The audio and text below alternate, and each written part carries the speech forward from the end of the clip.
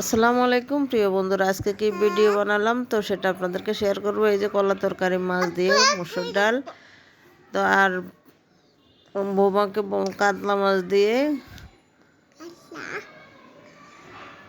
ঝিঙ্গা দিয়ে রান্না করেছে। তো এই যে মসুর ডালে আর বলছিলাম একটু আলু ভর্তা করতে। তো আলু ভর্তা খেতে দারুণ লাগে ডাল দিয়ে। অনেক দিন মাংস খেতে খেতে আর ভালো লাগতেছে না, তাই আজকে ডাল আর আলু ভর্তা দিয়ে খাবো। তো মাছ দিয়ে কলা রান্না করছে, সেটাও খাবো না। তো এই যে ডাল রান্না হয়েছে, ডালের মধ্যে দিয়ে দিয়েছে বাগার, পেঁয়াজ দিয়ে বাগার দিয়ে ডাল রান্না করেছে। দারুণটা সে মজা হয়েছে। আর আলু ভর্তার জন্য আলু রেডি করে সিদ্ধ করে আলুটাকে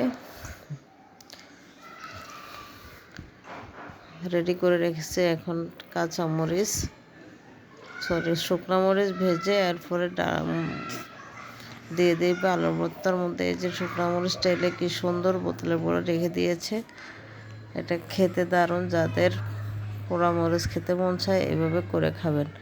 তো এখানে আলু ভর্তাগুলো মরিচগুলো ভালো করে একটু লবণ দিয়ে ভেঙে নিয়ে এরপরে চুলায় একটা কড়াই বসাই দিয়ে কড়াইতে সরিষার তেল দিয়ে এরপরে দিয়ে দেবে আলু ভর্তাগুলো। তো এভাবে আলু ভর্তা খেতে দারুণ মজা।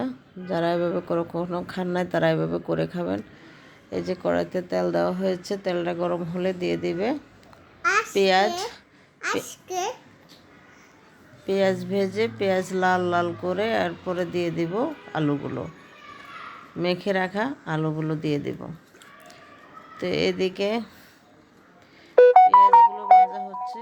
ঢাকা শহরের ভোগান্তির আর শেষ নাই। গ্যাস নিয়ে সবার যে কষ্ট, টাইমলি রান্না করা যায় না, খাওয়া যায় না, অনেক কষ্ট হয়। তো এভাবে পেঁয়াজগুলোকে ভেজে নিচ্ছি, আর একটু লাল লাল হবে। পেঁয়াজগুলো বাদামি কালার হলে তো ভর্তাটা খেতে অনেক দারুণ লাগে। তো হয়ে গিয়েছে, এখন দিয়ে দিয়েছে ভর্তাগুলো। এটাকে ভালো করে নেড়ে চেড়ে ভেজে এরপরে গরম গরম ভাতের সাথে ডাল আর আলু ভর্তা সেই একটা মজার খানা। আপনারা সবাই এভাবে করে খাবেন, আশা করি সবার ভালো লাগবে। আমার অনেক ভালো লেগেছে, ভর্তাটা অনেক মজা হয়েছে, ডালটাও সেই হয়েছে। তো আমি কলা তরকারি খাই নাই, তাই বলতে পারবো না। তো যদি ভিডিওটি ভালো লাগে পেজটি ফলো দিয়ে শেয়ার করবেন, ভিডিওটি অন্যদেরকে দেখার সুযোগ করে দিবেন। ধন্যবাদ।